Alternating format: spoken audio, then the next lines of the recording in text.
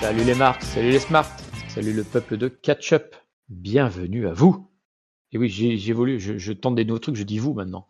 Dans votre podcast, puisqu'on vous voit, qui transpire le catch.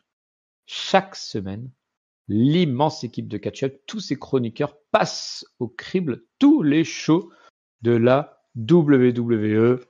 D'habitude, on dit et qu'on sort, mais la vérité, c'est qu'on fait plus que la WWE. Le reste est trop mauvais. Voilà. Si vous n'êtes pas d'accord, dites-le en commentaire, bien sûr. Et on vous répondra avec joie. Je dis on, pourquoi ? Parce que je ne suis pas seul. C'est un on indéfini qui est un nous, en fait, puisque je suis accompagné ce soir dans les studios de Letty. Bonsoir Letty. Salut papy, salut tout le monde. Comment ça va ? Ah bah moi ça va. Pouah, ça va, parce que ce que j'ai pas dit, c'est que c'est un catch-up, mais c'est un super catch-up. On va faire 2 reviews en une. Letty, est-ce que tu te sens prête ? Tout à fait prête, c'est parti. Très bien, on se croirait au ni oui ni non, mais elle s'est pas trompée. Et donc on va démarrer par quoi ? On va démarrer dans l'ordre, par le Raw du 11 novembre, voilà, c'était pas férié, hein, il y avait quand même un Raw qui s'est situé à Grand Rapids, Michigan, un Raw de fort belle qualité, puisqu'il a démarré tout de suite avec qui ? Avec le champion du monde poids lourd, Gunther, qui va arriver dans le ring et dont on rappelle aussi qu'il va affronter Damian Priest au Survivor Series. Et donc Gunther et Damian Priest ont pas mal échangé. A priori, c'était très sympa. Alors moi, je vous dis a priori parce que je ne l'ai pas vu, hein, je n'ai pas vu Raw. Voilà, je vais vous dire tout de suite la vérité, peuple de catch-up. Et donc du coup, je vais me reposer surtout sur ce que toi, Letty, tu as vu. Une discussion donc entre Gunther et Damian Priest, et puis qui se sont un peu chauffés avec ce match sur leur séries à venir. Oui, ils se sont un petit peu chauffés. Bon, ils ont repris un petit peu la rivalité qu'ils avaient eue il y a déjà quelques temps, donc où, voilà, ça part un petit peu dans des noms d'oiseaux de moi je suis un vrai catcheur, toi tu n'es qu'une street trash. Voilà, puis Gunther sûr de lui, il va gagner, il n'y a pas de problème. Et puis surtout, le plus intéressant, j'ai trouvé, c'était Ludwig Kaiser qui vient se mêler un petit peu de la discussion et qui essaye de parler un petit peu à la place de Gunther. Gunther qui lui pique le micro, entre-temps qui le fait taire, puisque malgré tout, Gunther, j'ai l'impression qu'il veut quand même parler pour lui-même et puis se débrouiller un petit peu tout seul. Et donc Damian Priest profite un petit peu de ces petites bisbilles entre les deux pour étaler Kaiser au milieu du ring. On a pu voir dans les yeux de Gunther un petit mouvement de recul, un peu impressionné. Les commentateurs en ont fait tout un pataquès en nous disant que pour la première fois depuis son arrivée, on a vu de la peur dans les yeux de Gunther. Mais voilà, on a eu quand même un petit mouvement de recul. Kaiser qui était par terre, ça donnera un match plus tard, je sais plus si c'était cette semaine ou la semaine d'après, mais en tout cas ça donnera, je crois que c'est plus tard dans l'émission, un match avec c'est tout à fait ça, c'est Kaiser. Tout à fait ça, c'est plus tard. Donc plutôt sympa comme segment d'ouverture, puis ça fait vivre un petit peu la rivalité pour aller jusqu'au Survivor Series qui est quand même encore dans quelques semaines, donc plutôt sympa. Donc plutôt de Monday Night Raw, qui est là, un challenger, donc un champion du monde qui est là déjà, tu vois, je le précise parce que c'est pas le cas partout. C'est rare. Un challenger qui montre les muscles et aussi donc un Kaiser qui jusque-là aidait à faire les batailles de Gunther, mais qui là pourrait finalement peut-être être le maillon faible de cette association. Très bien, effectivement, on aura un match un peu plus tard, on y reviendra un peu plus tard du coup. On a aussi prévu un petit segment coulisses parce qu'il y a aussi des histoires de bisbilles entre les filles, puisqu'il y a un match ce soir entre Io Sky et Liv Morgan, je crois. Et puis ils ont aussi un six woman qui est prévu. Donc il y a beaucoup de ou alors attends, Qu'est-ce que j'ai dit? Oui, c'est ça. Il y a à la fois un Six Women et un match qui est prévu. Ah non, pardon, c'est ma. Il y a le Six Women qui est ce soir. Par contre, le match de Liv Morgan, c'est le titre qu'a gagné Yoskai la fois dernière, qu'elle va avoir du coup sur Survivor Series, j'imagine, ou plus tard dans le mois. On verra. Donc Oui, voilà, oui. donc il y a des histoires comme ça qui se passent en coulisses. Je sais pas si tu as quelque chose à dire particulier sur les filles. Pas particulièrement. Bon, on a le retour tant attendu de Dakota Kai. Voilà. À part ça, il y a franchement rien à dire. Hein. À part ça, on s'en fout. Voilà, faut dire les choses comme elles sont.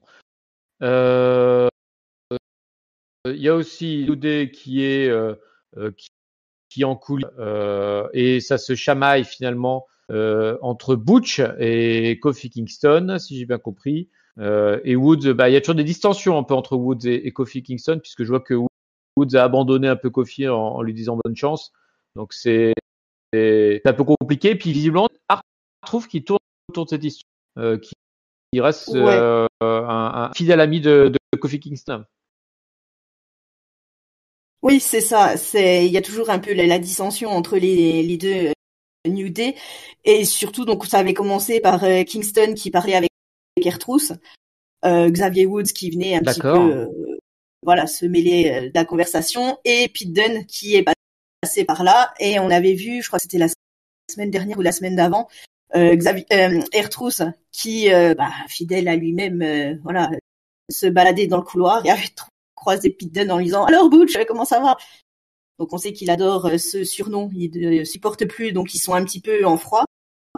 Ça avait commencé par des petites donc Pete Dunne qui n'était pas très content de croiser Ertrus, et donc ça a fini par justement Kofi qui s'énervait en lui disant non mais c'est bon, enfin c'est notre pote, tu lui parles pas comme ça, machin, et donc ça va donner un match entre Kofi et Pete Dunne. Ce à quoi justement Xavier a dit oui bah c'est ça, puisque on devrait se concentrer sur les titres par équipe, pourquoi est-ce que tu t'occupes de Ertrus, enfin on s'en fout, c'est pas New Day, on en a rien à foutre de lui. Donc bah puisque c'est ça, tu veux t'en mêler, bah écoute, c'est bien, débrouille-toi tout seul, moi je me casse. Et puis il est effectivement parti.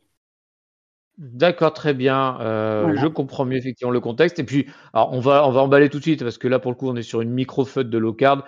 Il y a eu effectivement un match entre Kofi Kingston et Pete Dunne dans la soirée avec Xavier Woods aux abords du ring. Woods a priori a attaqué Dunne alors que l'arbitre lui tournait le dos, ce qui a fait un peu péter les plombs que Kofi Kingston qui est venu du coup s'embrouiller avec Xavier Woods. Et du coup, il s'est pris un coup de genou, puis le finish de Pete Dunne. Et voilà, les distensions entre le New Day causent un tas de défaites. Et puis ils ont fini encore par s'engueuler après le match, Kofi et Xavier Woods. Donc décidément, c'est très tendu entre les deux. Hein. Oui, c'est plutôt tendu, on n'a pas l'habitude de les voir comme ça. Après voilà, t'as tout résumé, c'est voilà, une fois de plus Xavier qui a réagi un peu, enfin plutôt comme un heel, hein, en venant attaquer dans le dos de l'arbitre et tout ça, et Kofi qui est pas vraiment d'accord avec cette façon de faire. Et puis bon voilà, comme tout face qui se respecte, il s'est laissé distraire, il a perdu, et voilà, on verra ce que ça donne dans les prochaines semaines, avec toujours cet anniversaire du New Day qui arrive bientôt, je crois au mois de décembre cette année. Donc on Les attend 10 ans. toujours de voir, voilà, on attend toujours de voir qui va trahir l'autre. Est-ce que c'est Xavier comme on le pense, ou est-ce que Kofi nous réserve une surprise? Je ne sais pas. Voilà. Eh ben, surprise ou pas, on verra bien dans les semaines à venir. Donc ouais, un petit match de 9 minutes. Hein, j'ai pas donné la durée, mais ça a duré 9 minutes. Hop, retour en arrière quand même. Je fais tout dans l'ordre que j'ai envie, puisque on a eu un match Six Women féminine dont je parlais tout à l'heure, qui opposait Damage Control, Dakota Kai, Kairi Sane et Io Sky versus Pure Fusion Collective. Je ne connaissais pas ce collectif, qui est magnifiquement composé de Sonya Deville, Shayna Baszler et Zoe Stark. Dis donc, ça faisait envie. En plus, a priori, vous avez été gâtés puisque le match a duré quand même 10 minutes 15, 10 fucking minutes. Tout ça pour à la fin voir Baszler qui porte sa Kirifuka Clutch sur Dakota Kai, sa grande copine, hein, elles sont grandes copines dans la vie. Mais du coup, ça permet à Io Sky de prendre le tag. Et il y a un enchaînement qui va mettre un running kick sur Baszler et un moonsault de Io pour coucher Baszler pour le compte de 3. Et donc, c'est Damage Control qui s'impose. Letty, est-ce que tu as quelque chose à dire sur ces 10 minutes de plaisir? Alors honnêtement, non. J'ai pas grand-chose à dire, mis à part que les 10 minutes, c'est très long et que... Enfin voilà, moi, cette histoire, ça me passionne pas du tout. Pure Fusion Collective, j'accroche pas. Damage Control, j'ai un peu de mal. Bon voilà, là, on a quand même Io Sky qui est mise un peu en avant par rapport au futur match avec Liv Morgan, ce qui s'entend, hein, ce qui est tout à fait normal. Voilà, à part ça, j'ai franchement pas grand-chose à dire. Hein. Eh ben, dans ces cas-là, ne disons rien, ça ne sert à rien de perdre du temps avec ces conneries. Alors, il y aura des petits segments liés à la Bloodline, tout ça. Je vais peut-être tous les regrouper parce que sinon, ça va être imbitable. J'ai l'impression qu'il y en a un peu partout. On va aller directement en coulisses puisque on revient un peu sur le sujet du championnat du monde. Et il y a Finn Balor qui est un peu en manque de ce titre de champion du monde en fait au sein du Judgment Day. Le Judgment Day maintenant qui a sa nouvelle formule. Du coup, comment dire, et en fait, Finn Balor, il reproche un peu à Dominique, si j'ai bien compris, d'avoir donné une opportunité à Damien Priest de reprendre le titre. Et que en fait j'ai l'impression que Baylor remet un peu en cause la gestion du Judgment Day en ce moment et notamment la place que prennent Dominique et Liv Morgan, hein, qui a aussi beaucoup d'importance dans cette organisation. Et du coup Baylor va un peu les provoquer à faire leur preuve avec un match contre les War Raiders semaine d'après, si j'ai bien compris. C'est bien ça? Oui, c'est ça. En fait, il lui reproche, puisqu'en fait Dominique participait au match Number One Contender la semaine dernière contre justement Gunther, Sheamus et puis Seth Rollins, je crois.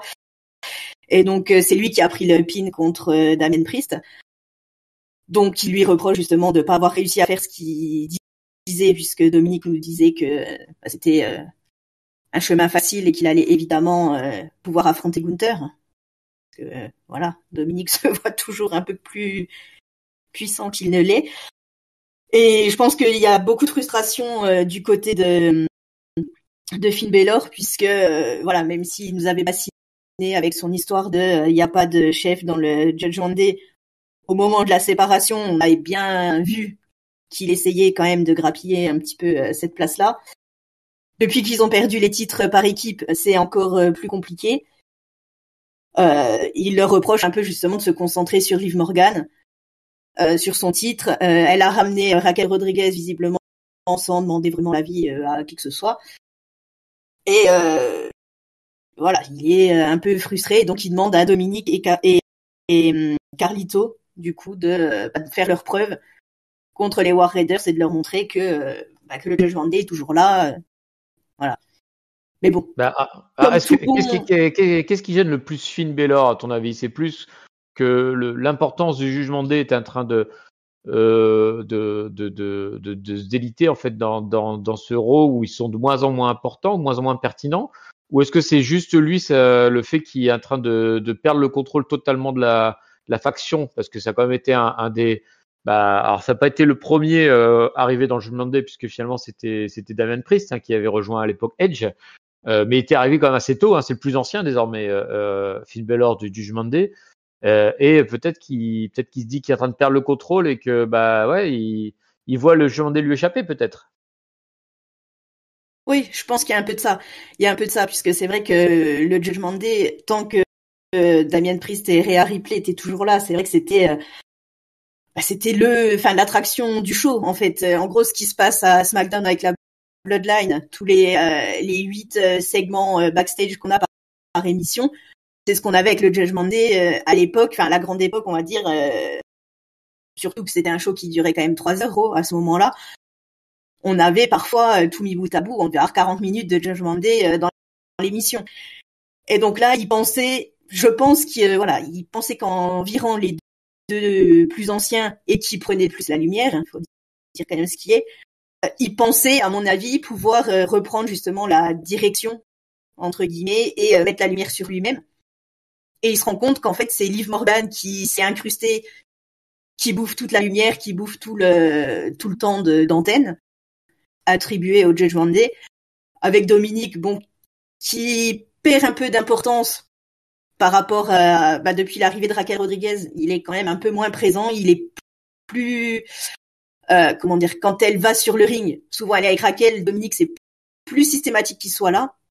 Et voilà, il sent qu'il se passe un truc, lui et JD, depuis qu'ils ont perdu les titres, concrètement, ils n'ont pas eu de match, ça fait des semaines qu'on les a pas vus catcher. Hein.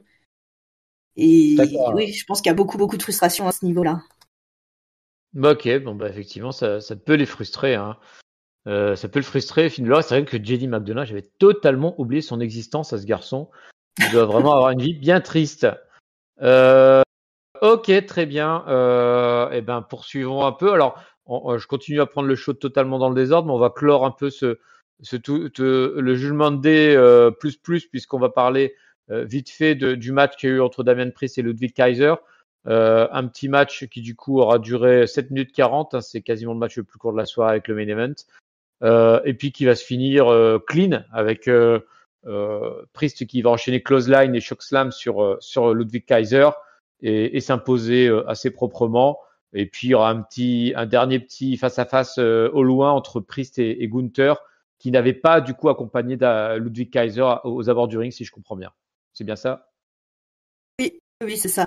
Il est arrivé juste au niveau du Titantron sur la fin, justement pour faire face à Damian Priest. Après voilà, c'était un match qui était, moi j'ai trouvé plutôt pas mal, qui a bien mis en avant la puissance et l'envie de se battre de Damian Priest. Une victoire qui a été faite, qui s'est faite justement clean. Kaiser n'a pas été à la hauteur et puis ça met bien en avant Priest avant le match de championnat, donc plutôt sympa. Plutôt sympa, et bien tant mieux. Alors on continue dans les matchs de championnat, décidément il y en a quand même beaucoup hein, dans ce Raw. Alors c'est pas un match de championnat, hein, c'est plutôt une rivalité qui se lance, j'ai l'impression, puisque Bron Breakker est en coulisses et il nous parle du WWE Speed, que moi personnellement j'ai jamais regardé, j'imagine Politique toi non plus. Non. Voilà, donc un truc qui sert à rien, mais non pas totalement, puisque a priori Bron Breakker voulait gagner ce titre et en aurait été empêché par un certain débile roux qui s'appelle Sheamus. Je précise débile, c'est quand même Breakker qui l'a dit. Et donc du coup, Sheamus il entend débile, il fait ah c'est moi qui arrive. Et donc du coup, il veut rabattre le caquet un peu à ce genou là qui se la ramène en lui rappelant que ok, le petit jeune là tu viens d'arriver. T'as gagné des petits matchs un peu avec de la chance, avec lui, Sheamus, quand il est arrivé, c'était il y a 15 ans et il battait John Cena. Donc, mon petit gars, c'est pas du tout pareil. Et donc, on a peut-être quelque chose qui va se lancer. Ça serait un titre, un rivalité autour du titre intercontinental. Je vais y arriver. Le seul titre qui manque à la carte de Sheamus, hein, je le rappelle tout le temps. Et donc, le champion, Bron Breakker. Voilà, Bron Breakker. Le champion, est-ce que tu as quelque chose de particulier à dire? Est-ce que j'ai bien résumé l'histoire, Letty? Oui, en gros c'est bien ça. Après c'est vrai que bon, c'est un truc qui part de Speed, donc effectivement il nous avait remontré quand même un petit vidéo package avant, histoire que qu'on soit pas trop paumé, voilà, parce que je pense que tout le monde ne regarde pas Speed. Après écoute, ça peut être sympa. Enfin moi je trouve que c'est toujours bien de voir Sheamus revenir un petit peu sur le devant. Après voilà, rivalité, je ne sais pas. En tout cas, le match de championnat aura lieu au Raw suivant directement. Donc voilà, rivalité courte, on va dire, puisque Rivalité courte. On verra. C'est toujours. Ça se passe dès la semaine prochaine. D'accord. Voilà. Info la semaine prochaine et suivez bien toutes nos reviews. Vous aurez l'info de la semaine prochaine de ce qui s'est passé. Moi, je ne le sais pas puisque, comme je dis, je n'ai pas regardé.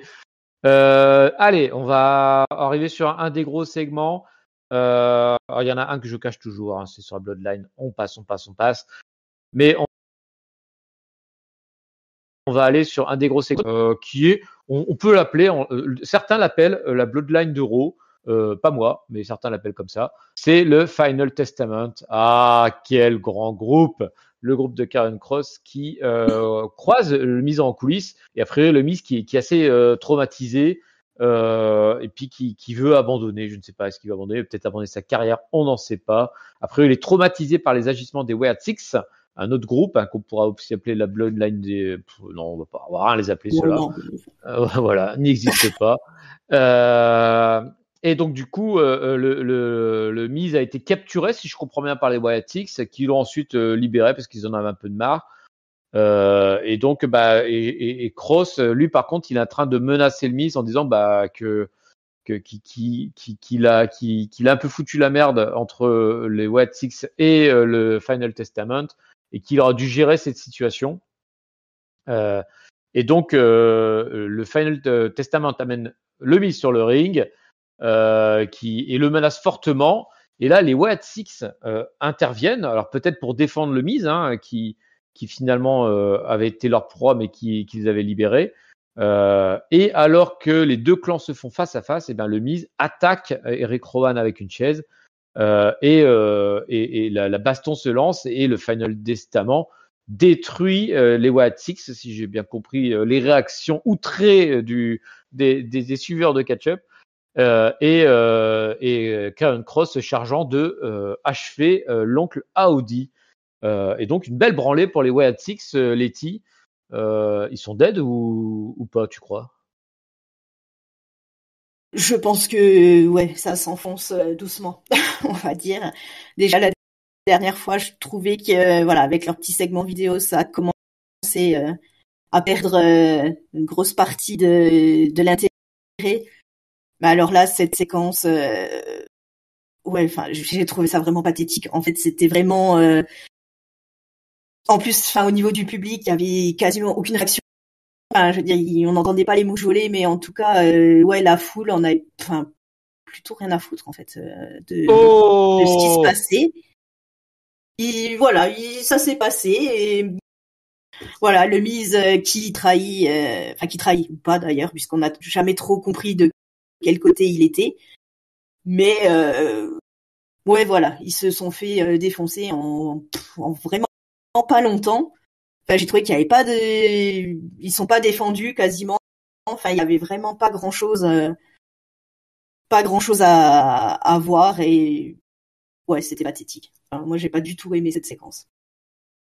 Très bien, et ben décidément. Alors pour que Letty dise que personne n'en a rien à foutre, c'est que ça devait vraiment être mauvais, puisque c'est comme Letty, la reine des euphémismes, elle nous a dit tout à l'heure, il y a peu de gens qui regardent pour pas dire qu'il y a personne qui regardait Speed. Par contre, le Wyatt Six, rien à foutre, ça c'est assumé. Donc ça doit vraiment être bien mauvais. Ok, et ben merci Letty pour ce résumé.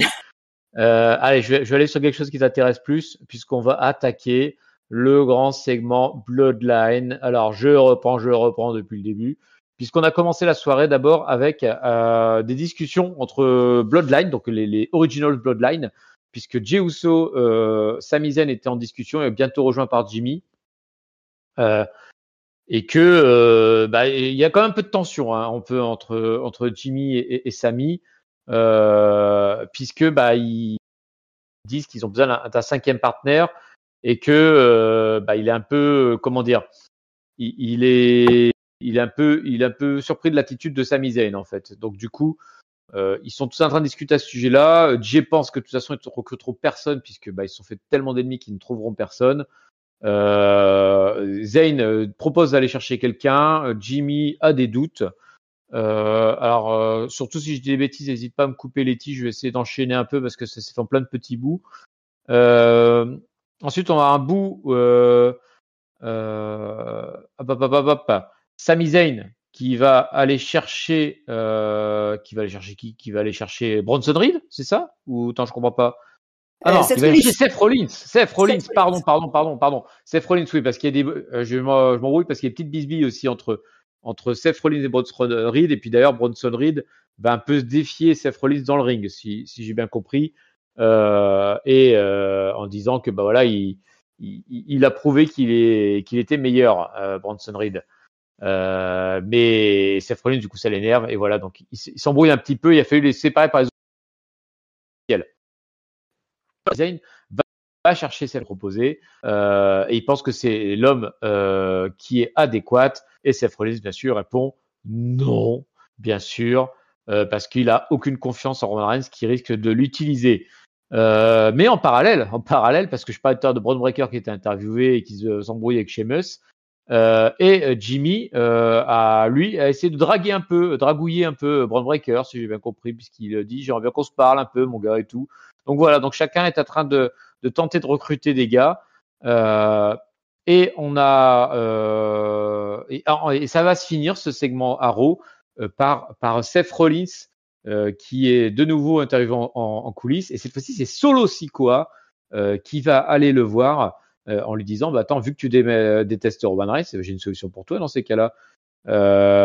C'est que tu peux venir avec moi, mon petit gars, pour battre Roman Reigns. Et Rollins l'envoie chier aussi puisqu'il dit que lui il veut l'affronter one to one Roman Reigns et qu'il veut pas faire d'équipe ni avec Roman Reigns ni avec sa pâle copie. Donc voilà, donc un fil rouge Bloodline qu'on a eu le droit dans ce Raw. Est-ce que j'ai bien résumé, Letty, et qu'en as-tu pensé? N'hésite pas à compléter du coup.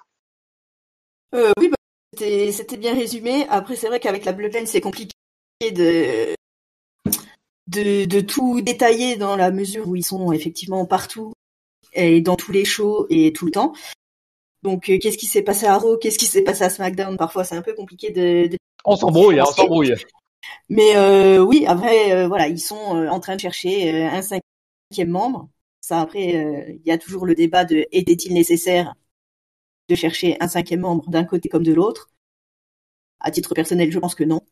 4 contre 4, on était très bien. Ils ont complexifié un truc qui n'avait pas besoin de l'être. C'est ça. Après, voilà, chercher Seth Rollins, bon, je comprends l'argument, je comprends la réponse également. Voilà, on verra ce que ça peut donner. Chacun essaye de trouver quelqu'un. Après, comme ils l'ont très bien dit, bon bah quand même pendant leurs 3 ans de règne, bah, ils se sont fait quand même plus ou moins des ennemis de tout le monde. En fait, il leur reste pas beaucoup de potes, donc voilà, à suivre. Très bien, bah assure. Alors je t'avouerai que moi je n'ai pas vu donc l'Euro et j'ai vu que le SmackDown, on en reparlera tout à l'heure. Et c'est vrai que du coup ça me donne un éclairage différent sur le SmackDown que j'ai vu. Et je suis pas sûr que je l'apprécie parce que clairement, comme tu dis, on a le droit de pousser le truc. Seth Rollins, je pensais pas qu'il allait aussi être appuyé dessus dès l'Euro. Ouais, ça manque un peu de finesse là. On parle beaucoup de la finesse d'écriture. J'ai l'impression que là c'est un peu bourrin. Et alors peut-être que la finesse c'est de dire qu'il y a un plan B en disant bah là on a l'histoire de la Bloodline, mais en parallèle on commence déjà à construire la future rivalité entre Rollins et Reigns parce que on va l'avoir de nouveau ce match. Je pense que tôt ou tard ça arrivera. Mais bon, c'est ouais, peut-être que à vouloir faire trop compliqué, ben du coup ils sont en train de mettre la charrue avant les bœufs, j'ai l'impression. Donc voilà, à voir.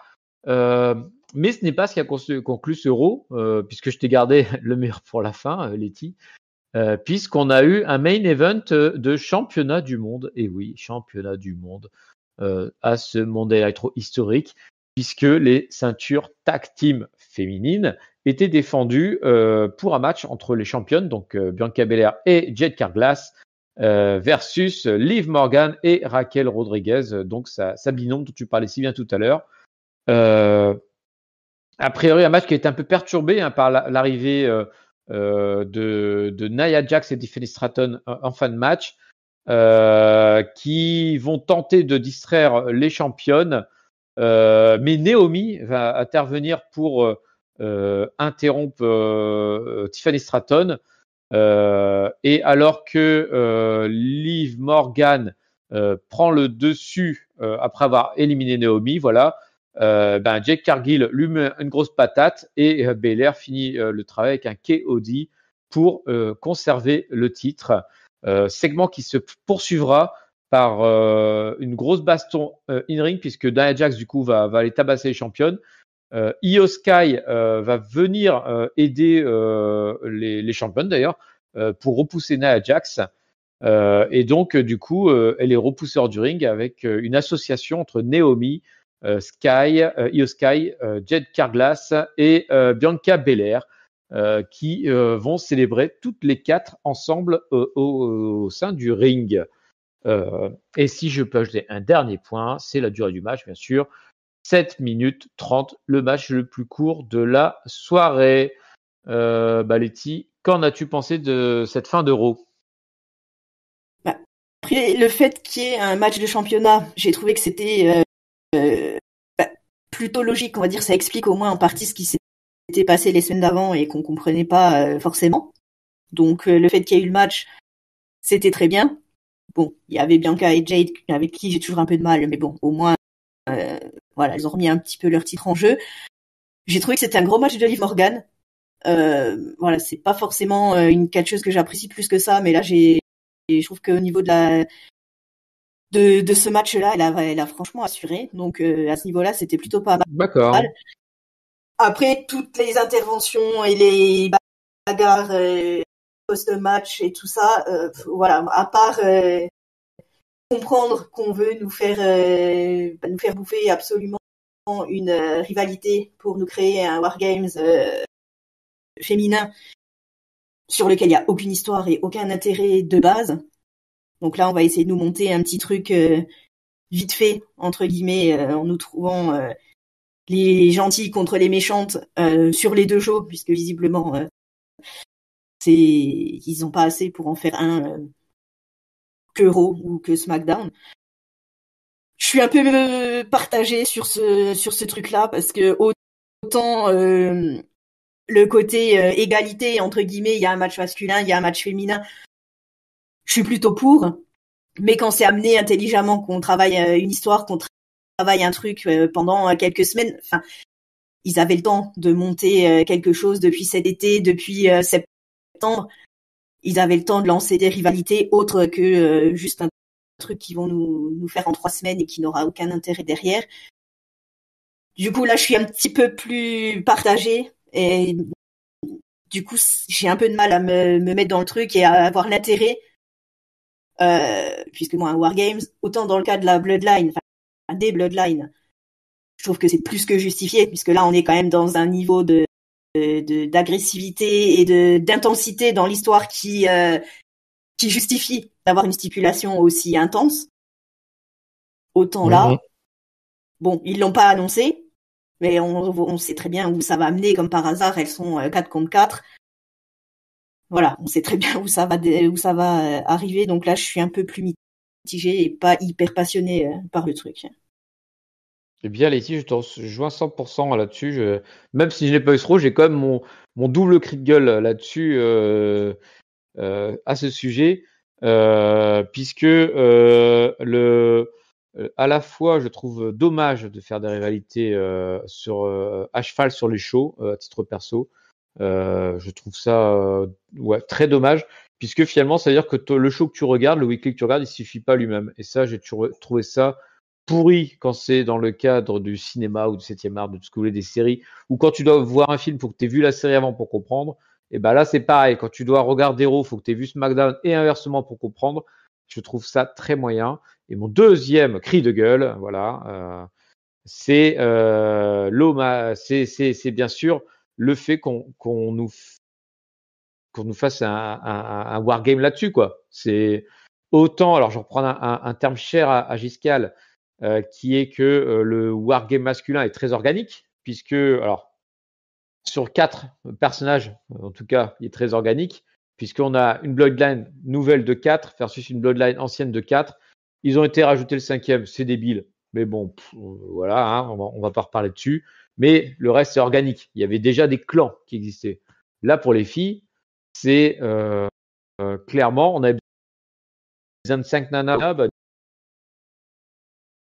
du coup, voilà, ça n'a aucun sens, si ce n'est de faire deux groupes totalement factices pour ce wargame, alors que ça aurait été très bien pu être assumé en mode, alors je vais faire mon vieux con, en mode ancienne sur Survivor Series. On aurait dit, bah attends, Naya, Jax et Liv Morgan, là, vous avez des bisbilles avec les championnes, ou Liv Morgan et Raquel, bref, vous avez des bisbilles avec les championnes de tag team, et ben dans ces cas-là, chacune, vous retrouvez au Survivor Series et allez recruter des coéquipières pour former votre faction. C'est comme ça que ça a toujours fonctionné dans le passé. On avait des leaders de team qui allaient recruter et ça marchait très bien. Je vois pas pourquoi maintenant on est censé créer des alliances factices et puis oh paf, c'est le chiffre magique, ça fait 5 contre 5. Oh, c'est pile poil Wargame. Ah, coup de bol les gars. Et ben du coup, on va faire Wargame. Bah non, ça n'a pas de sens. Et Wargame, je me répète une nouvelle fois, ça devrait être comme être Hell in a Cell. Ça devait être une stipu qui récompense une rivalité et non pas une stipu fixe tous les ans sur lesquels, comme par hasard, les rivalités tombent dessus. Voilà, j'ai ronchonné. Letty, j'ai beaucoup parlé, donc du coup, je vais te rendre la parole, puisque je vais te demander de me partager ton mot de la fin pour ce Monday Night Raw, ton top, ton flop et ta note, s'il te plaît. Oui, bah écoute, mon top, ce sera toute la petite séquence et puis le match qui avait suivi entre Damien Priest, Gunther et Ludwig Kaiser. Que ce soit le segment d'ouverture ou le match, enfin moi j'ai beaucoup apprécié ce segment-là. Et le flop, bon bah sans surprise, hein, ce sera les Wyatt Six et Final Testament, grosse séquence qui, voilà, n'a servi à rien du tout. Voilà. Et ma note, écoute, un 3,25. Un 3,25 pour ce Raw que nous allons conclure tout de suite en passant donc à la suite. Merci Letty pour ce Raw. Est-ce que tu te sens prête pour la suite qui est donc un SmackDown? Eh ben c'est parti, allons-y. Eh bien, c'est parti pour le SmackDown du vendredi suivant, donc du coup le vendredi 15, on va dire, certainement, qui se situait à Milwaukee, dans le Wisconsin, je pense, de mémoire. Dites-le en commentaire, hein, si je ne connais pas ma géographie américaine, je serai le premier ravi. Et donc, un Friday Night SmackDown qui s'ouvre, alors là, j'étais sur le cul, par un champion. Et oui, Cody Rhodes est là, mesdames et messieurs.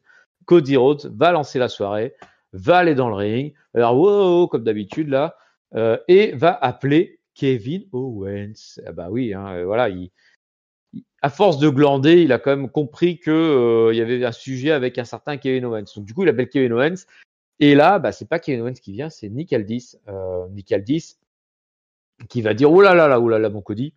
Attends, je peux pas faire venir Kevin Owens parce qu'il a utilisé le pile driver. Et le pile driver, c'est interdit. Zastras Forbotten, comme ils disent en Espagne. Et parce que c'est dangereux. C'est dangereux. Donc, du coup, Kevin Owens, non, tu ne viens pas.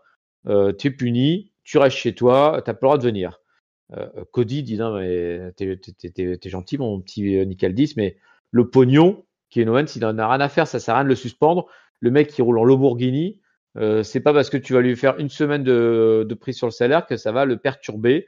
Et donc, du coup, là, tu es en train de jouer le jeu, en fait, de Kevin Owens. Là, ça n'a pas d'impact ce que tu fais. Donc, Aldis se défend un peu en disant, ouais, mais non, mais il n'y a pas que le pognon, il y a aussi la gestion du vestiaire. Parce que si je laisse Kevin Owens revenir alors qu'il utilise des moves interdits, quelle est ma crédibilité après dans le reste du vestiaire? Et là, bah, on parle crédibilité et Cody, là, ça le touche son petit cœur. Puis qui dit, non, mais, ouais, mais c'est dégueu, ça, parce que Kevin Owens, en plus, il dit partout que c'est ma faute s'il fait des conneries. Du coup, bah, comme tu l'interdis de venir, bah, du coup, je peux pas lui taper sur sa gueule et je suis obligé de le laisser parler et je peux rien y faire. Bah, c'est pas juste. Voilà, donc Cody, il a mal à son petit cœur, mais il est un peu fourbe, puisqu'il va dire, bah alors tu veux quoi, Nick? Qu'est-ce que tu veux? Tu veux que j'aille chier Kevin Owens? Tu veux que j'aille brutaliser sa femme, ses enfants, son chien? C'est ça que tu veux? C'est ça que tu veux plutôt que de juste régler ça entre hommes dans le ring? Moi, c'est comme tu veux, hein, Nick. Soit tu gères le truc, bah, soit bah, on sort du ring. Et donc, voilà, Cody Rhodes qui sort un peu ses balls, j'ai envie de dire, pour affronter Kevin Owens. Et qui donc, du coup, met un peu Nick Aldis face au mur, dos au mur plutôt. Voilà, c'est plutôt dans ce sens-là, pour qu'il trouve une solution à ce problème. Est-ce que ça t'a fait plaisir, Letty, de voir un Cody Rhodes qui, allez, mouille un peu la chemise enfin? Bah oui, ça change un petit peu des dernières semaines. Après l'explication de Nick Aldis, bon, il lui avait déjà demandé de pas venir avant qu'il utilise le pile driver, donc bon, c'est voilà, c'est juste pour donner un argument, je pense à son absence. L'histoire de Cody quand même qui se réveille et qui menace d'aller chez Kevin, tout ça. Je trouve que voilà, ça change un petit peu. Puisque c'est vrai que ça fait quand même un petit moment maintenant qu'il se passe pas grand chose autour de Cody et de ce titre. Donc voilà, plutôt intéressant. Et puis bon après voilà, le charisme je pense de Cody fait que même si effectivement ça fait quelques semaines qu'il se passe pas grand chose, il vient une promo et c'est reparti. Voilà, euh, comme s'il était dans l'histoire depuis le début. Et voilà, je pense que son match, il va finir par l'avoir. Et puis, et ça sera forcément un match qui sera plus qu'intéressant, je pense. Mais bah oui, on l'espère tous.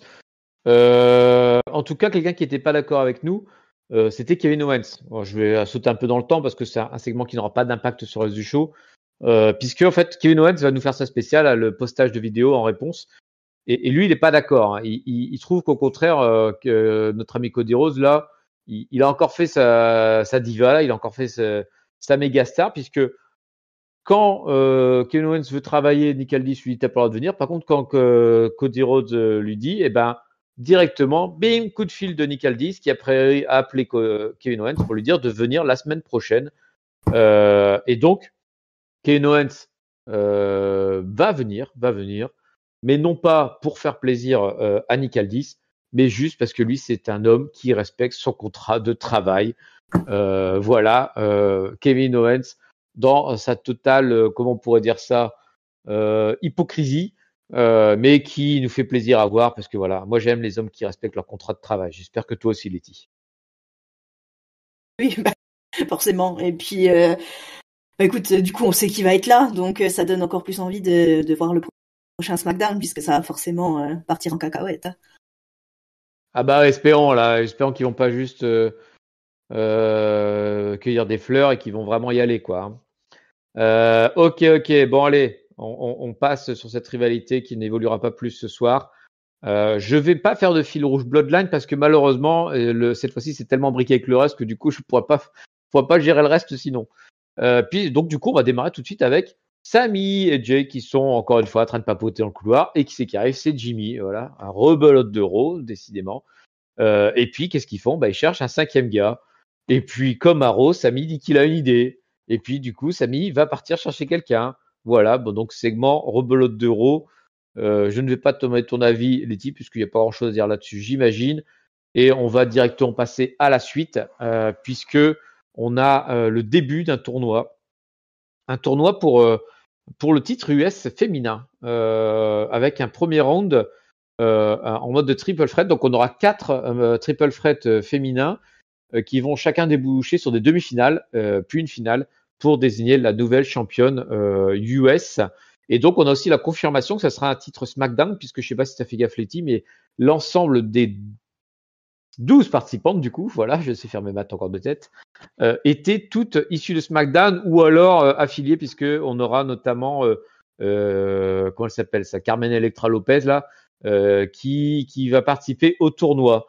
Et donc, le premier match, ça opposera donc du coup, j'ai envie de dire, 2 favorites, puisqu'on a Bayley et Candice LeRae, hein, qui sont en rivalité depuis quelques temps ensemble et qui sont plutôt assez bien poussées dans la carte de SmackDown, avec une troisième qui là par contre est une quasi totale débutante, puisque c'est B-Fab qui va compléter le trio. Et donc un match de 9 minutes 53, dans lequel en fait on va avoir quelques associations entre les faces, entre Bayley et B-Fab, mais en fait on va aussi surtout avoir les deux filles expérimentées, c'est-à-dire Bayley et Candice LeRae, qui vont pas mal porter B-Fab. Je sais pas si toi tu t'as aussi remarqué ça, Letty, sur ce match, c'est que finalement elles ont toutes les deux tenté de la mettre en valeur durant 9 minutes 53, à l'issue desquelles en fait Bayley va réussir un roll-up sur B-Fab et emporter la mise et donc se qualifier pour les demi-finales. Donc voilà, donc un nouveau tournoi qui se lance, des jeunes femmes qui s'affrontent et donc une stature uniquement SmackDown. Letty, qu'en as-tu pensé de ce début de tournoi? Bah, après, on a commencé effectivement avec 2 favorites, plus Bifab qui, puisque bon, étant donné que c'est uniquement SmackDown, il fallait bien trouver 12 personnes. Donc, écoute, j'ai pas été, quand je l'ai vu arriver, je me suis dit, oula, ça va donner un truc vraiment, enfin, bizarre. Finalement, effectivement, elles ont bien bossé ensemble, elles l'ont bien porté et je trouve que ça s'est pas vu. Bon, on a bien vu qu'il y avait une différence de niveau, mais c'était moins, comment dire, c'était plus intéressant que ce que j'imaginais. Parce que moi, je pensais vraiment qu'elle allait se prendre 3 coups et puis partir dans un coin et laisser les 2 autres se battre. Elle a essayé, c'était plutôt pas mal. Et puis bon, Bayley qui avance dans le tournoi, ça me semble plutôt logique. Donc, écoute, on verra la suite. Mais moi, je trouve que c'est plutôt sympa. Eh ben, je suis assez d'accord avec toi. J'étais agréablement surpris par ce match. J'ai trouvé vraiment qu'elles ont bien travaillé parce que pour que Bifam on voit vraiment pas ses faiblesses, alors que clairement, moi, je pense qu'elles ne savaient pas faire grand-chose dans le ring. Mais elles se sont appliquées. Elles se sont appliquées. Ça, on peut toujours saluer quand les filles s'appliquent. Et effectivement, Bayley, c'est un sacré nom pour ce tournoi. Et donc, c'est bien de l'avoir avancé pour donner un peu de lumière à cette nouvelle ceinture. Voilà, donc il y aura un peu de chamaillerie aussi en coulisses, puisque Piper et Chelsea vont se moquer de Bifab et Michin va venir pour du coup défendre un peu sa copine. Ces 3 jeunes femmes seront aussi dans le tournoi, mais par contre pas en confrontation directe, en tout cas pas Chelsea et Piper. Je crois qu'elles sont dans des brackets séparées. Voilà, qu'est-ce qui se passe? Eh ben, j'ai raté quelque chose. Bah oui, j'ai raté quelque chose puisque on a la petite enquête de Sami qui continue par là puisqu'il a trouvé à qui il a demandé. Donc après avoir demandé à Seth Rollins lundi s'il voulait bien rejoindre la Bloodline, cette fois-ci il demande à LA Knight s'il veut rejoindre la Bloodline. Donc là, on l'entend pas parler en fait, on les voit juste discuter. Et Knight, en tout cas, il a des mimiques comme quoi il est pas chaud du tout. Et puis du coup, il rentre dans le ring hein, parce que il a un open challenge qui est programmé pour ce soir. Et donc il rentre dans le ring, il prend son micro, puis avant de lancer son open challenge, il va un peu résumer sa pensée sur la Bloodline. Il dit qu'il en a rien à foutre de la Bloodline. Voilà, et donc du coup, lui, son occupation, c'est le titre US, et donc focus titre US, Open Challenge, right now, qui c'est qui veut? Et là, directement, alors là, il n'y a même pas eu de seconde d'hésitation, c'est la musique de la Legado del Fantasma qui arrive, menée donc par son champion, Santos Escobar. Santos Escobar qui va prendre le micro pour expliquer un peu que, comme Elektra Lopez, j'en parlais, et dans le tournoi US féminin, lui, il se verrait bien prendre le US masculin pour qu'on ait les 2 titres US dans la faction Legado del Fantasma. Donc, proposition intéressante de Santos Escobar, mais LA Knight, il se dit que bon, c'est très bien ce qu'il raconte, mais il y a un truc qui le perturbe, c'est ce mec là, le Berto là qui est à côté là, qui le regarde, qui a un regard super intense. Et voilà, il sent que Berto, il a certaines envies vis-à-vis de LA Knight. Et puis bon, bref, il va commencer à insulter tout le monde. LA Knight, vous le connaissez. Il va surtout insister sur Elektra Lopez, puisque c'est toujours sympa d'en mettre plein la gueule à la femme de service. Et donc du coup, Berto, il finit par péter un câble et frapper LA Knight pour lancer le match. Et donc on aura un match, non pas Santos Escobar contre LA Knight, mais bien Berto contre LA Knight. Petit match de 6 minutes et 2 secondes, dans lequel, alors là, c'est là où on se rend compte que c'est vraiment un SmackDown historique, puisque figurez-vous, peuple de catch-up, figure-toi Letty, que j'ai compté aucun botch de LA Knight. C'était magnifique. Il a même réussi à sauter de corde en corde. On aura des Spider-Man. C'était magnifique. Et donc, il a couché l'ami Berto pour le compte de 3. Et alors qu'il va célébrer une nouvelle fois sans botch sur le coin du ring, il redescend et Kiki l'attend. Kiki, c'est Nakamura qui est là dans le ring, habillé tout en noir, et puis qui va l'étaler. Alors là, par contre, en termes de propreté des moves, c'était bien crânal, puisque je suis pour il l'a tapé à côté, il l'a tapé, il s'est jeté dessus. On n'a pas bien compris, mais à la fin, tout est-il que Knight était par terre et que Nakamura le regardait d'un air mystérieux. Voilà. Et donc, une rivalité se prépare entre les deux. Ouais, je vais pas m'enflammer du tout pour cette rivalité entre ces deux gars, qui sont très très bas dans mon estime. Donc, je vais te laisser, du coup, Letty, me résumer ton avis sur ce segment bien complet.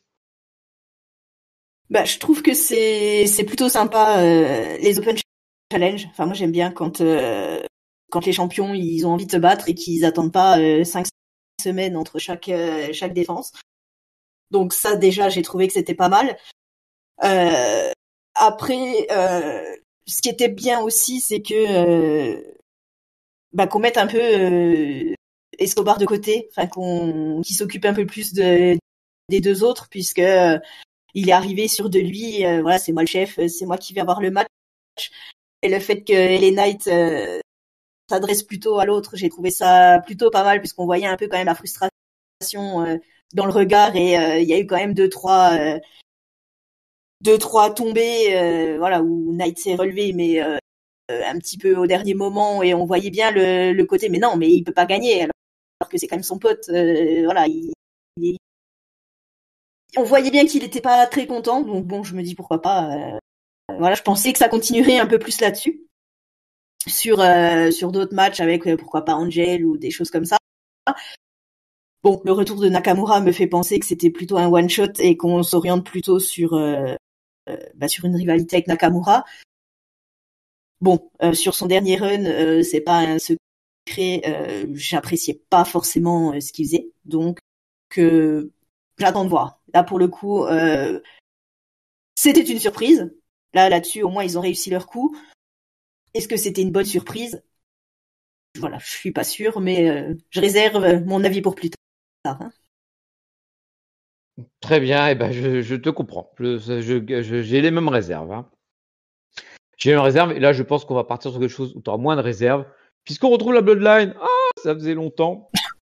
Et la Bloodline, en fait, Sami et les Usos se rejoignent, et puis en disant, ça pue, hein, ça commence vraiment ça sentir pas bon, puisque on trouve vraiment personne pour nous rejoindre, personne veut travailler avec la Bloodline, tout le monde nous déteste. Et donc du coup, ils se discutent, et puis on se rend compte qu'en fait ils sont devant la porte du vestiaire de Roman Reigns, et puis ils disent on va aller voir Roman. Chose intéressante d'ailleurs, je sais pas si t'as remarqué, ils sont entrés directement sans frapper. On voit comme l'évolution un peu dans le respect qu'ils ont vis-à-vis de Roman Reigns.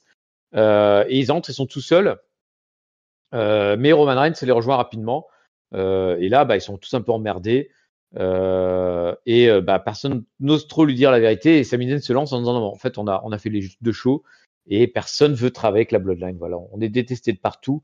Ça ne va pas du tout. Et donc du coup, Roman Reigns a l'air pensif. Mais alors que il est un peu dans ses pensées, directement là il est assis sur son siège en fait, et il y a une grande télé géante, parce que c'est Roman Reigns quand même, hein, qui est juste à côté. Et là, boum, une musique retentit, c'est celle de la New Bloodline de Solo Sikoa, qui fait du coup lever d'un bond Roman Reigns, et on voit effectivement la New Bloodline qui rentre, et pendant qu'elle rentre, en fait, on voit Roman Reigns qui quitte son vestiaire directement. Manifestement un peu en rage, je pense. Et donc, tandis que la New Bloodline est dans le ring, et que Solo Sikoa demande à Milwaukee de le recognize, de l'acknowledge plutôt, n'importe quoi, je sais plus les mots. La musique de Roman Reigns retentit, et il arrive, ainsi que suivi rapidement des Usos et de Sami Zayn, qui vont du coup avoir un face-à-face entre la New Bloodline et la Bloodline Old Guys, les OG, qui vont se faire face-à-face et s'affronter. Et donc c'est un affrontement qui est plutôt équilibré, même si l'ancienne Bloodline prend un peu le dessus, mais qu'est-ce qui se passe? Eh ben, il y a Bronson Reed qui va attaquer Roman Reigns, un peu le foot dehors, et ce qui va permettre à la New Bloodline de prendre le dessus sur l'ancienne Bloodline. Voilà, je sais pas si vous suivez avec ces nouveaux et ces anciennes, mais bon, en même temps, elles ont le même nom, j'y peux rien. Et donc, du coup, la New Bloodline prend le dessus et éclate tout le monde. Roman Reigns tente un retour puisqu'il va éliminer Tonga Loa, puis Tama Tonga, puis Jacob Fatu et même Bronson Reed. Donc, il élimine tous les gars qui étaient encore debout de la New Bloodline. Et au moment où il est un peu en train d'achever tout le monde, et ben Solo Sikoa arrive par derrière et lui fait un magnifique Samoan Spike dans le dos, enfin dans le cou, mais de dos. Là-dessus, en fait, après ils vont enchaîner les splashs avec les finishes de Jacob Fatu qui a fait un moonsault sur Reigns depuis le turnbuckle, suivi d'un tsunami de Reed, pareil. Donc voilà, donc il s'est pris 3 finishers de suite, le pauvre Roman Reigns qui est complètement éclaté. Et alors que l'encadrement arrive pour séparer un peu tout le monde, la nouvelle Bloodline va faire la fête un peu vers les coulisses, tandis que l'ancienne Bloodline est dans le ring, tout éclaté par terre. Et on a Jey Uso qui va dire à Roman Reigns de make the call, qu'il avait déjà en fait proposé quand il était dans le vestiaire en disant il faudrait que tu passes un coup de fil. Et là il le répète en disant non mais là Roman, on n'a plus le choix, faut que tu passes un coup de fil. Voilà comment ça se termine pour ce grand segment Bloodline. Je vais te demander ton avis quand même, Letty, là, parce que même si c'est pas encore totalement fini par la Bloodline, on peut quand même faire un petit point de passage sur ce grand segment. Et donc l'arrivée de Bronson Reed dans l'équipe Hill, Bloodline Jeune. Oui, l'arrivée de Bronson Reed qui, on va dire qui colle dans le côté brutalité, le côté sauvage de cette nouvelle Bloodline. Voilà. Après, moi je me pose toujours la question de l'intérêt du 5e, mais bon, ça c'est autre chose.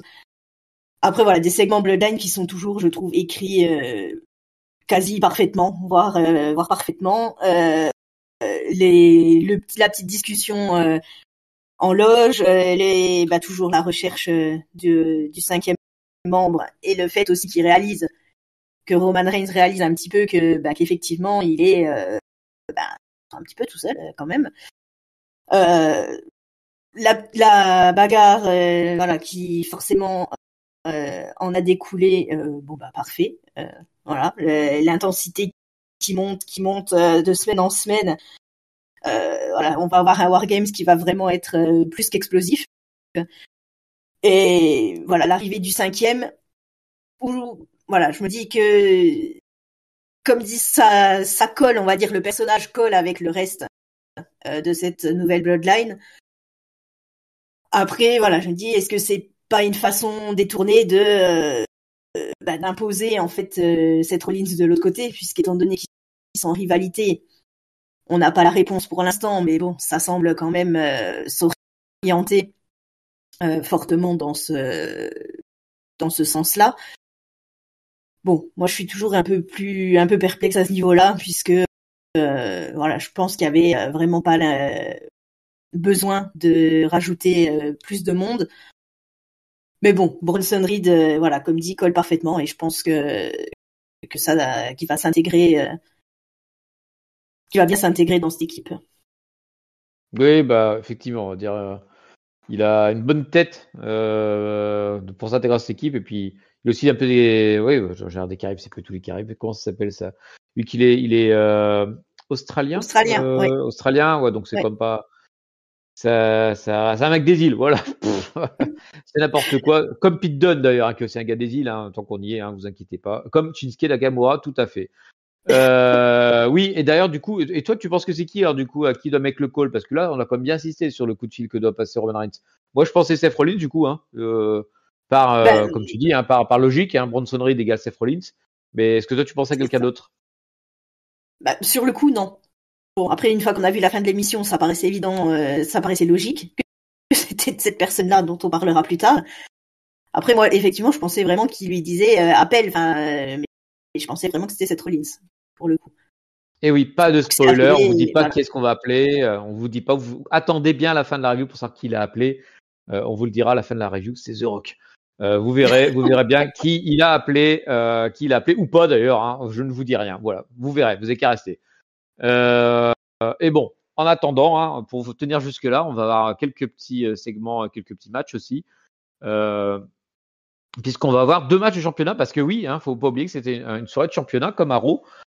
Et on va commencer par un match tag team entre les Motor City Machine Guns et les Street Profits qui avaient cut the line, hein, la semaine dernière en passant devant DIY qui souhaitait aussi affronter Motor City Machine Gun.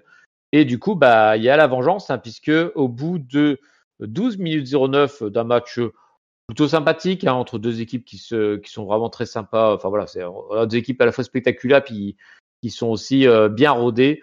Donc c'était plutôt dynamique. Et en fait, alors que Montez-Ford monte sur une troisième corde, Tommaso Ciampa va intervenir et faire tomber Ford pour une victoire par disqualification des Street Profits, dont on a rappelé aussi qu'ils n'étaient pas champions depuis une paire d'années, 4 ou 5 ans je crois d'ailleurs. Hein. Eux aussi, ils ont souffert de l'arrivée de Triple H. Et du coup, victoire des Street Profits par disqualification. Tommaso Ciampa va pas s'arrêter là puisqu'il va tabasser les Street Profits dans le ring. Johnny Gargano viendra pour le calmer, mais il sera repoussé par Tommaso Ciampa. Mais il n'y a pas de sans tension plus que ça entre les deux, puisque Gargano il est plus dans l'incompréhension, il comprend pas un peu pourquoi son copain pète les plombs et continue de le suivre partout comme un petit chien. Hein. Je sais pas si t'as remarqué, mais c'est le petit chien Gargano. Il regarde partout, il a les yeux grands ouverts, mais il suit bien Ciampa. Et à noter que les Motor City Machine Guns, qui décidément, je comprends maintenant pourquoi ils ont formé Gargano, puisque c'est des enflures comme lui, ils vont ramasser les Street Profits une fois qu'ils se sont pété la gueule, une fois qu'ils se sont fait péter la gueule plutôt. Et donc du coup, ça a quand même un peu chauffé Angelo Dawkins qui va mettre une patate avec Shelley en disant non mais vous êtes gentils les gars, mais on n'est pas vos copains. Hein. Donc voilà, donc de la tension dans la scène tag team, Letty. Est-ce que ça t'a mis sous tension? Alors sous tension, je sais pas, mais en tout cas, je trouve que c'est quand même, je trouve ça un peu passionnant quand même. Ça change des derniers temps où on avait les ceintures qui restaient quand même extrêmement longtemps autour des mêmes équipes avec, comme je disais tout à l'heure, des défenses de titres toutes les 5, 6, 7 semaines quand l'envie leur en prenait. Là, ils sont champions depuis quoi? Ça doit faire 3 semaines. Ils doivent en être à leur deuxième défense de titre. Donc, je trouve que c'est plutôt bien pour des champions de rester dans cette intensité-là. Le match, tu dis qu'il a duré 12 minutes. C'est ça. Ouais. J'ai pas vu le temps passer. J'étais à fond dedans et ça aurait pu durer encore 10 minutes que ça m'aurait pas dérangé. Ciampa qui débarque, qui continue sur sa lancée de la semaine dernière, hein, sur toujours son petit côté. C'est c'est pareil. On continue sur le thème de la frustration. C'était le thème de ces deux émissions.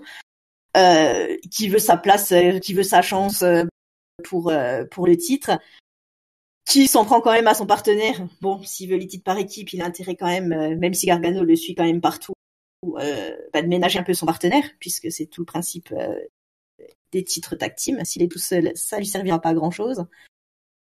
Et voilà, les Street Profits qui acceptent pas forcément la petite marque de sympathie à la fin, puisque de toute façon le match ayant été interrompu, je pense qu'ils auront droit à un rematch peut-être la semaine prochaine ou peut-être un peu plus tard. Donc ça me plaît plutôt bien tout ce qui se passe autour de ces titres. Et c'est vrai, je suis d'accord avec toi, c'est plaisant. Et ce que j'espère, c'est que ça va rester avec ces 3 équipes en fait, et qu'on peut partir peut-être vers une option avec le bon, la brute et le truand finalement entre les 3, puisque on a les Motor City Machine Guns qui sont vraiment les babyface un peu les plus vieux, même s'ils sont récents à WWE, mais c'est un peu des indie darlings, hein, donc du coup ça plaît bien. Les truands DIY là qui sont en train de trahir tout le monde, et peut-être la brute Street Profits qui mine de rien eux ils veulent gagner, et puis ils sont pas salauds à prendre en traite. Par contre ils font pas copain avec tout le monde non plus quoi. Donc voilà, donc ça pourrait être une triple threat qui pourrait être bien sympa. D'autant que moi j'ai des bons souvenirs de triple threat avec les Motor City Machine Guns de l'époque où ils étaient à TNA Impact. Alors je ne saurais plus le dire avec certitude, mais il y avait au moins les Beers Money de un certain Bobby Roods que tu dois bien connaître, Letty. Oui, oui. Et je crois qu'il est la troisième équipe. Alors je ne saurais plus si c'était la Generation Me qui est en fait les Young Bucks, l'équipe star de l'AEW, ou c'était peut-être la Team 3D, les Dudley Boys, qui est aussi D'accord. qui ont fait aussi des passages à la TNA. Donc voilà, donc c'était des matchs très sympas et puis très dynamiques avec vraiment des équipes spécialisées de la tag team, hein, pas des mecs solos qui sont en équipe là, avec des vrais tag team et des différents profils entre les aériens, les techniques, etc. Et c'est des matchs très dynamiques, donc j'espère vraiment qu'on va se diriger par là parce que avec ces trois équipes là qui sont assez complémentaires, alors même si DIY ça ressemble un peu quand même à un rip-off de Motor City Machine Gun. Mais par contre, avec les Street Profits qui eux sont plus aériens et notamment Dawkins qui est aussi assez physique, enfin voilà, il y a quand même quelque chose il y a peut-être moyen de faire un truc sympa. Donc voilà, donc j'espère vraiment qu'on va partir vers ça. Et je parlais de match de soirée de championnat, puisqu'il y a un autre match de championnat qui va arriver, puisque c'est Naomi qui est challengeuse au titre de Nia Jax. Et donc Naomi va croiser sa grande copine Bayley, qu'elle va féliciter pour sa qualification pour le tournoi US. Bayley va aussi l'encourager Naomi et lui dire par contre j'ai vu Haro, t'as fini dans le ring avec Io Sky, méfie-toi quand même. Je la connais un peu pour avoir été dans des matchs contre lesquels elle est pas super fiable. Et alors là, j'ai envie de dire les deux connasses parce que là franchement j'ai pas trouvé ça du tout face comme arrivé. Jet Carglass et Bianca Belair arrivent, hein, tes grandes copines qu'on voit de partout tout le temps. Et puis elles vont envoyer bouler Bayley. J'ai trouvé, enfin en tout cas c'est comme ça que je l'ai pris, en lui disant non mais dégage, on gère Naomi, c'est notre copine, c'est nous qui allons l'accompagner sur la rampe et puis toi tu te casses Bayley. Et donc voilà, donc elles vont envoyer la pauvre Bayley bouler. Bon voilà quoi, tout ça. Et puis on va nous rappeler aussi que donc dans le cadre du tournoi US, on aura aussi Bianca Belair versus Chelsea Green versus Blair Davenport. Voilà, Blair Davenport, une aussi des participantes. Je vais enchaîner sur le match, même si je suis toujours un peu peiné pour Bayley, qui est vraiment maltraitée, je trouve, par toutes ces filles, alors qu'elle les a quand même tout le temps aidées. On a un match donc Nia Jax contre Naomi. Match très bonne facture avec une Naomi qui va vraiment, on en parlait souvent avec Ringside notamment, qui aime beaucoup son travail, qui montre ses progrès. Hein. Elle a vraiment appris à bien catcher. Maintenant, elle fait des vraies prises et puis elle arrive aussi à faire des prises où il faut déployer de la force, hein, surtout face à quelqu'un comme Nia Jax qui est plus lourd. Hein, faut se faire les choses. Mais pendant qu'on voit le match, on a en coulisses une baston. Puisque Bianca Belair et Jet Carglass, elles prennent ce qu'elles ont mérité, elles se font tabasser, mais par Liv Morgan et Raquel Rodriguez. Là, voilà, on parlait de la réunion des méchantes contre les gentilles pour faire le wargame, et voilà, les pièces se mettent en place, puisque dans le même temps, Tiffany Stratton arrive pour attaquer Naomi. Et alors que Nia Jax tente d'en profiter, Naomi s'en sort et a réussi à la contrer. Pendant ce temps-là, décidément, toujours pendant ce temps-là, Bayley revient aider tout ce beau monde et attaque Tiffany Stratton. Mais alors que on pense que ça va permettre à Naomi de s'imposer, puisqu'elle va enchaîner comme beaucoup de finishers sur Nia Jax qui se relève, mais avec de plus en plus de mal. Donc Naomi monte une dernière fois sur le coin du ring, mais là, Candice LeRae arrive et attaque Bayley en la balançant dans le coin. Le fait que Bayley se prenne le coin fait tomber Naomi, qui du coup atterrit par terre, ramassé par Nia Jax qui lui fait un Samoan drop, puis son finish qui s'appelle le Annihilator, et pour la victoire de Nia Jax. Et donc voilà, une Candice LeRae qui aide Nia Jax, là où Bayley a manqué d'aider finalement Naomi. Une championne qui reste championne. Des conséquences probables, possibles pour Wargame, on verra par la suite. Letty, qu'en as-tu pensé? Le match en lui-même était plutôt intéressant. Comme tu l'as dit, Naomi, elle, ces derniers temps, on voit voit bien l'évolution de son catch, de son personnage, tout ça. Donc j'aime beaucoup ce qu'elle fait en ce moment. Naya, qui reste Naya, voilà, qui est toujours voilà, c'est toujours impressionnant, que ce soit par rapport à la puissance ou par rapport au move voilà, qu'elle fait sur le ring.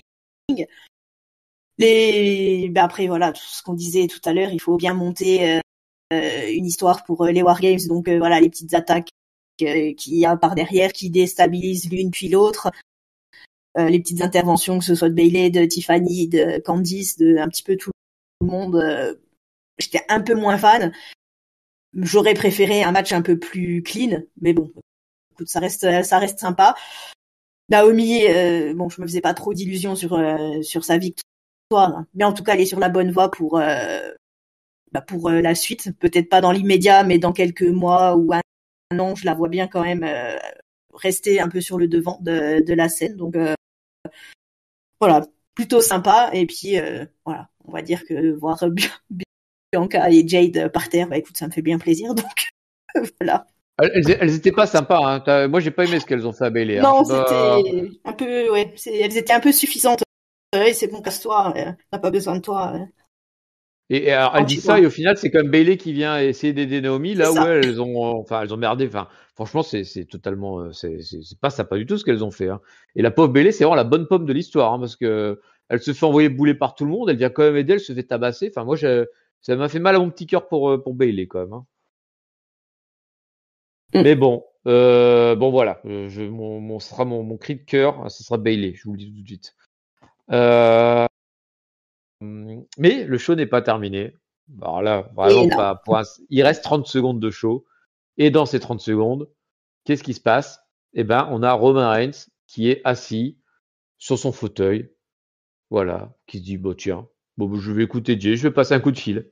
Et donc, il passe un appel à un ami et il prend son téléphone en disant, call Wiseman. Eh oui, il veut appeler le Wiseman, et du coup j'ai mangé son nom, le Wiseman.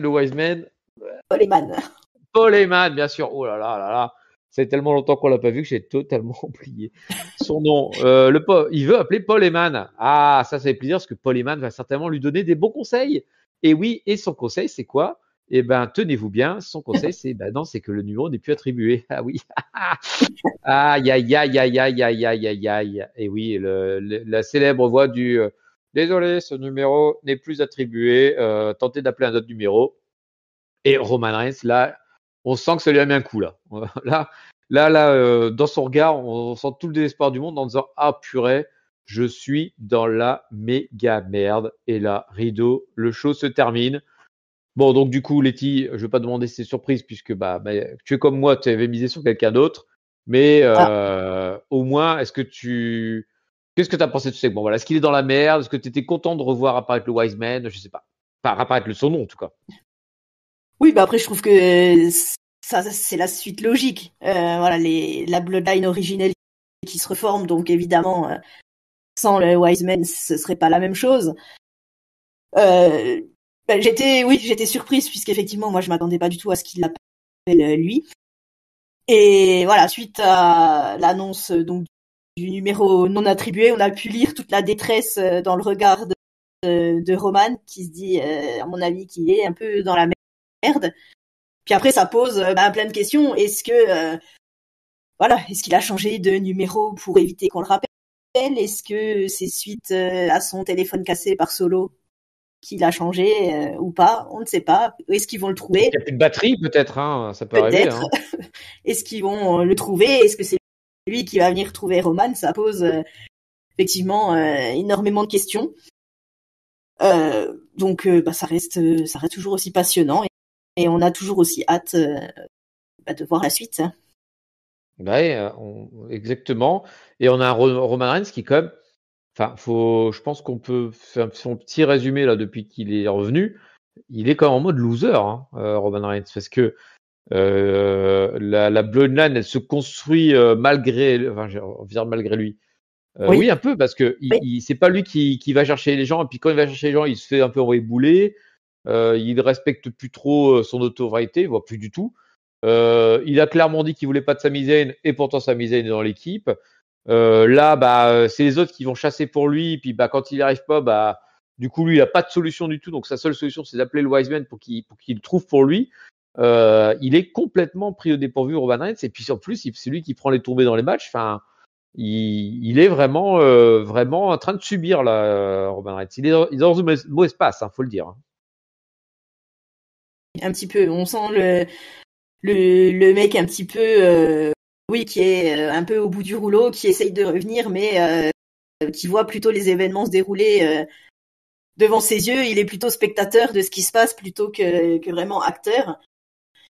Et après, on a aussi les questions. Enfin, moi, ça m'est revenu par la suite où justement, quand je me demandais qui est-ce qui peut appeler. On a aussi, alors je sais pas toi si c'est quelque chose enfin auquel t'avais pensé, mais on a toujours ce point d'interrogation du Rock qui a montré sa tronche 4 secondes à la fin de SummerSlam, si je ne m'abuse, ou c'était peut-être un peu après. Alors il est venu, on sait pas pourquoi, on sait pas si c'était pour se montrer avec quelqu'un, si c'était contre quelqu'un. Plus personne n'en a reparlé depuis, donc moi je me pose toujours cette question par rapport au War Games. Bon, on a une partie de la réponse dans la mesure où on a Bronson Reed qui est de ce côté-là. Voilà, est-ce qu'ils vont nous chercher quand même Seth Rollins pour aller en adéquation avec Bronson Reed dans la rivalité? Est-ce que on a un Rock qui va se pointer à la fin du match pour aller plutôt d'un côté ou de l'autre? Je sais pas, moi je trouve qu'en ce moment on a énormément de questions au niveau de la Bloodline et ça rend ça d'autant plus passionnant à suivre chaque semaine. Yes, ouais, à voir. Un truc sympa là. Tu as une idée comme ça que je lance qui serait sympa et qui permettrait de que ça fasse un peu moins bricolé. Alors même si je pense pas que ça arrivera, mais bon, fantasy booking, ça serait bien que du coup il ne trouve personne finalement pour cette rivalité Wargame, c'est ça avance sur un 4 contre 5 et qu'au final on se rende compte que Seth Rollins au dernier moment durant le show dit ok, je vais faire le 5e quand même parce que bon voilà, etc. J'ai un honneur, tout ça, et qu'il se fasse couper l'herbe sous le pied par le Rock, qui viendrait le doubler et dire non, mais en fait, Roman Reigns, il m'a appelé moi. Et puis alors là, crac, ça ferait vraiment péter un câble à Seth Rollins contre The Rock, et je pense que ça pourrait être sympa. Ça n'arrivera pas parce que jamais on fera un show avec un match du Rock sans l'annoncer avant, mais bon, c'était mon fantasy booking. Vous l'aurez entendu ici en premier. Allez, on finit le show, et donc du coup, on finit le show aussi par un deuxième mot de la fin de la soirée. Un second mot de la fin de la soirée puisqu'il n'y en aura que 2.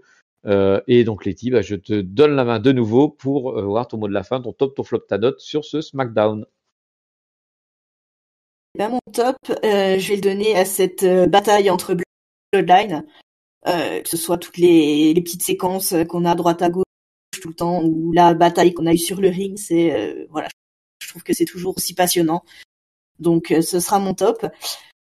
Alors le flop, j'ai hésité parce qu'en fait, on avait des choses un peu moins intéressantes, mais pas forcément. Enfin, j'aurais pas qualifié de flop. Par contre, je vais le donner.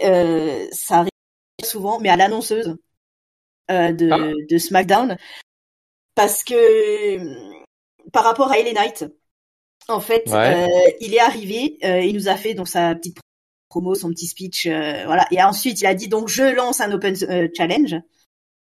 Okay. Et en fait, quand il est arrivé, je sais pas si tu as fait attention, mais quand il est arrivé, donc avant son speech et tout ça, au moment de sa musique, elle nous a annoncé LA Knight qui vient présenter un Open Challenge. Et du coup, ça m'a cassé un petit peu le truc puisqu'elle a annoncé l'Open Challenge. Et en fait, lui, il arrive, il blablate. Et après, il lance son truc. Donc, est-ce que c'était un raté de sa part ou est-ce que c'était volontaire? Je sais pas, mais moi, ça m'a un peu perturbé d'avoir l'info de l'Open Challenge avant qu'il l'annonce officiellement, puisqu'il a quand même blablaté bien 3 minutes avant qu'il se passe un truc. Donc, alors là-dessus, si je peux t'interrompre quand même si ça se fait pour le mot de la fin, je voudrais dire quand même, ça peut très bien être un botch de la part de LA Knight qui peut très bien avoir merdé sa promo et pas introduit le truc en disant je suis venu là ce soir pour un Open Challenge, etc. Il me semble pour moi que c'était annoncé avant, en tout cas qu'il y avait un Open Challenge. Donc je pense que écoute, j'avais si on peut-être doit loupé blâmer l'info. quelqu'un, on doit mettre le flop à LA Knight. Ça me gênerait pas en tout cas si tu mettais un flop à LA Knight. Je me doute. En tout cas, voilà, que ce soit l'annonceuse ou lui sur le petit flop, le petit flou qu'il y a eu à ce niveau-là. Après, effectivement, peut-être qu'il avait été annoncé, j'avais peut-être loupé cette info. Et en tout cas, moi, ça m'a perturbé au moment du visionnage. Et Très bien. Ta note? ma note, écoute, un bon 3,5. Voilà, c'était un petit peu mieux que Raw, j'ai trouvé. Très bien. Eh bien, du coup, moi, je vais donner mon flop à Bianca Belair et Jade Carglass là parce qu'elles ont été très antipathiques et moi, je n'aime pas les gens antipathiques. Voilà, ça m'a blessé. J'ai été blessé pour Bayley de les voir se comporter de cette façon. Mon top, je vais le donner à Bifab. Allez, je vais être honnête, je donnais aux 3 filles, Bayley, Bifab et Candice LeRae, pourtant que je ne supporte pas, parce que globalement, elles ont réussi à faire bien un match très bien avec une débutante. Et moi, je reconnais toujours le travail des gens. Et là, clairement, il y avait eu du travail. Donc bravo mesdames. Comme ça, je fais un top flop 100% féminin, j'équilibre. Et ma note, je t'avouerai que j'étais très inquiet en voyant ce qui est annoncé pour ce SmackDown. D'autant que j'avais été un peu spoilé par l'arrivée de Bronson Reed qui comme toi, ne me ravissait pas parce que j'avais pas envie d'avoir un 5 contre 5. Moi, je voulais un 4 contre 4. Et donc, j'y suis allé à reculons et au final, il m'a bien plu parce que les matchs ont été bien dynamiques. Surtout, finalement, les matchs tag team qui étaient plutôt bien. Et les nights, on l'a dit, c'était propre. Donc, c'est suffisamment rare pour être souligné. Et même le main event avec l'ensemble des filles qui tournent un peu autour, ça restait quelque chose qui se regardait, quoi. Donc, du coup, je vais monter aussi ma note. Pour ce SmackDown déjà à reculons, je vais donner un 3,25. Je vais pas monter à 3,5 parce que c'est pas non plus passionnant. Je ne vais pas vous mentir. Eh bien, Letty, nous sommes arrivés à la fin de ce SmackDown. On pourrait continuer à faire d'autres shows, mais je pense qu'on va laisser un peu le peuple de catch-up se reposer et nous aussi reposer nos voix. Je te remercie de m'avoir accompagné dans cette aventure. Voilà. Eh ben, écoute, merci de m'avoir invité et pour cette présentation, notamment d'Euro, que tu n'avais pas vu et que voilà, tu as très bien présenté. Ben, je te remercie. Et pour SmackDown, sache que mon téléphone est tombé en panne en plein milieu de l'émission. Et donc, du coup, je n'avais plus mes notes qui étaient compliquées pour finir. Mais bon, c'est passé quand même. Donc, merci. Oui, on fait ce qu'on peut. C'est un peu la crise économique à catch-up. On a du mal avec le matos. Vous, le peuple catch-up, avant de vous souhaiter une bonne ce que vous voulez, de toute façon, ça dépendra du moment où vous nous écouterez. Je vous rappelle quand même que vous pouvez nous écouter donc en podcast sur toute la famille Ocha et compagnie, les Apple Podcast, machin podcast, Google Podcast, enfin tout ce qui existe en podcast. De toute façon, ça crée, ça se disparaît, mais quoi qu'il arrive, si vous avez un truc de podcast favori, vous nous trouverez. Vous nous trouverez aussi avec une jolie vignette sur YouTube. Vous nous trouverez sur les réseaux sociaux, même si, voilà, vous nous trouverez. Moi, je dis pas qu'il y aura beaucoup d'activités, mais vous nous trouverez. Et surtout, là où nous sommes le plus actifs, là où on peut échanger, là où voilà, on peut confronter nos impressions, c'est sur le Discord de Catch-up, dont vous trouverez l'adresse en description de ce podcast. Et ben, dans ces cas-là, il me reste plus qu'à vous saluer tous. Bonne soirée Letty, bonne soirée à tous, bonne journée Letty, bonne journée à tous et à très bientôt. Salut. Salut papy, salut tout le monde.